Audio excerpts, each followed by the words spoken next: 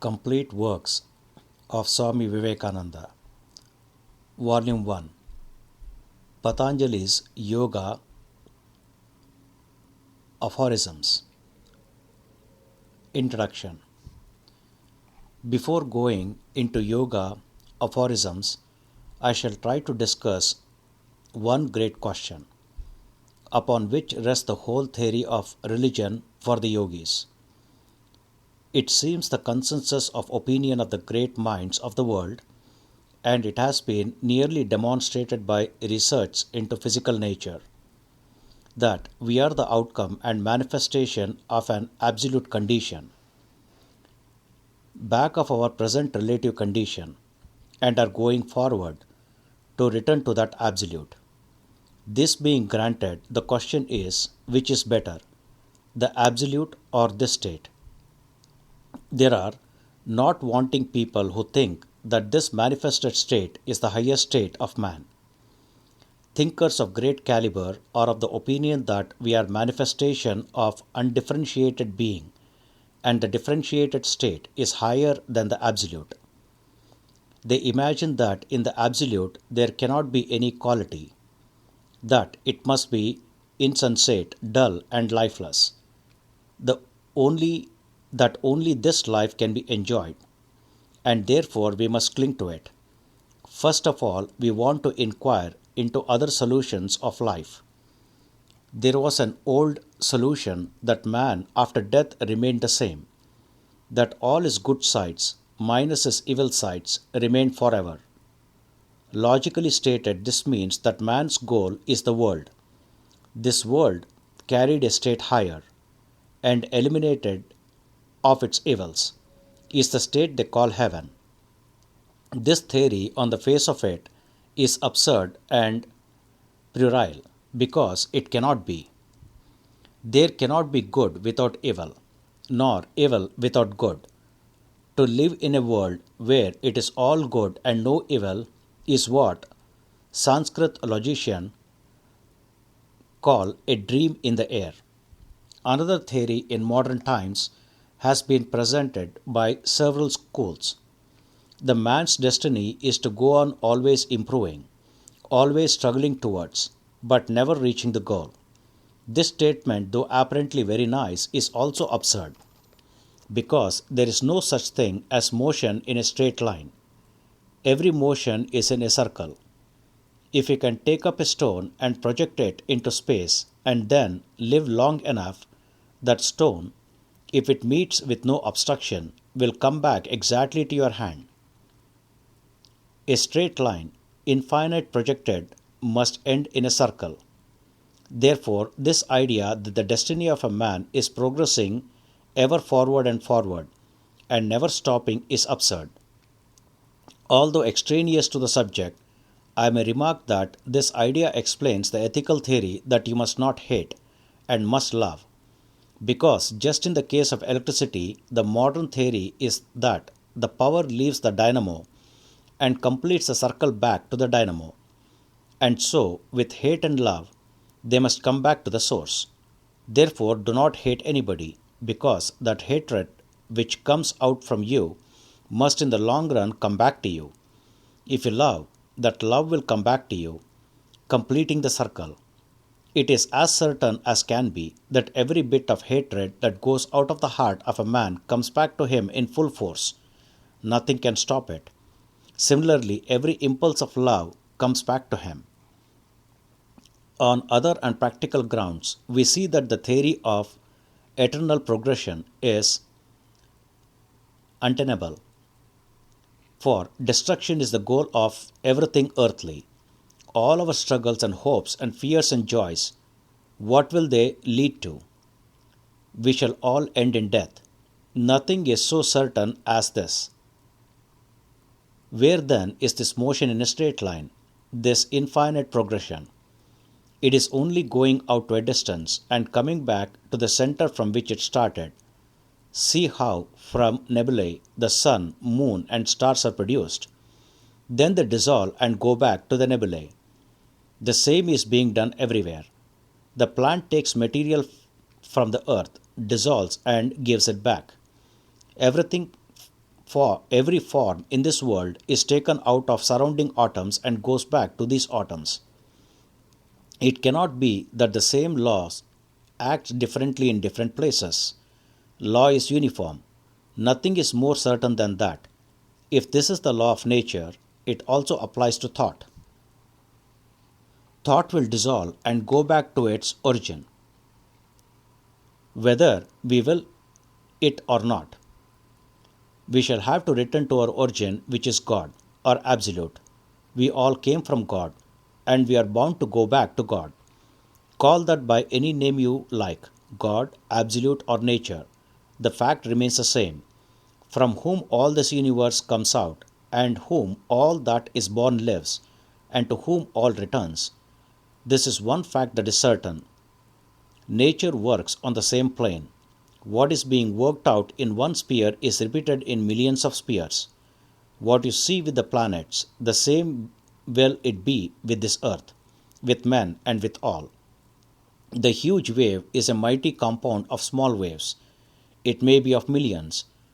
The life of the whole world is a compound of millions of little lives, and the death of the whole world is a compound of the death of these millions of little beings. Now the question arises, is going back to God the higher state or not? The philosophers of the yoga school empathetically answer that it is. They say that man's present state is a degeneration.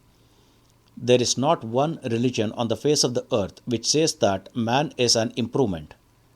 The idea is that his beginning is perfect and pure, that he degenerates until he cannot degenerate further, and that there must come a time when he shoots upwards again to complete the circle.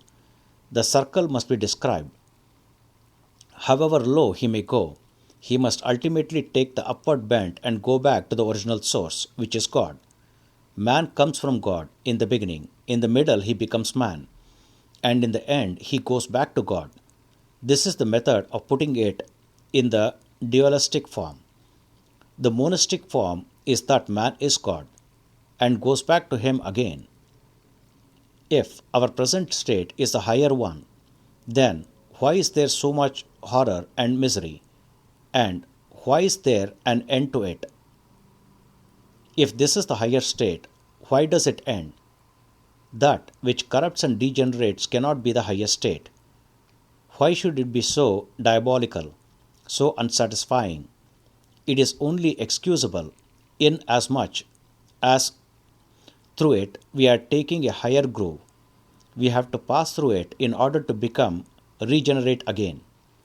Put a seed into the ground and it disintegrates, dissolves after a time, and out of the dissolution comes the splendid tree. Every soul must disintegrate to become God.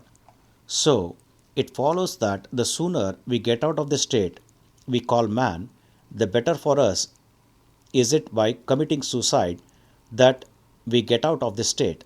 Not at all. That will be making it worse, torturing ourselves or condemning the world is not the way to get out. We have to pass through the slough of despond, and the sooner we are through, the better. It must always be remembered that man's state is not the highest state. The really difficult part to understand is that this state, the absolute, which has been called the highest, is not, as some fear, that of zoophyte or of the stone. According to them, there are only two states of existence, one of the stone and the other of thought. What right have they to limit existence to these two? Is there not something infinite superior to thought?